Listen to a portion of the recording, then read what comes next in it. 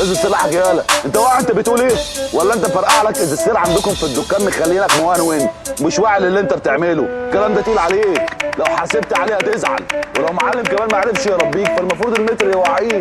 ايه يا رباح؟ بلا ريميكس. انا من حلوان بلد السلك مفوق يا جبان، مش جاي في سيت بطل تنطيط اصلا تلفان. عنتر شال سيفه وحارب خصمه ونكته في جسمه بخوجه، اسأل على بلده يدلك الف ده من حلوان. شايف عيال بتخيف واقف بتقول انا ديب، ارفع سلاح على اي خصم اضربه بغيب. انا جاي لك بلدك هركب مكنه واسوقها امان، انا جاتلي رساله انها شغاله بسعر زمان. في بلدنا رجول ابطال اسطوره ما تجيش عشمان، ده هتبقى عروسه عزفتك بلدي في دخله كمان. فين اللي كانوا ابطال راحت وطلعوا عيال، انا جاي في بطوله انت في سنه اولى مفيش سلكات. ترفع في سلاح تعمل سفاح تقلبها نواح، ما باجيش ومفيش خد يلا ده وعيش يمكن ترتاح. اهي لو بالست نكسب يا عبيط بطل تلويت يا حالتها،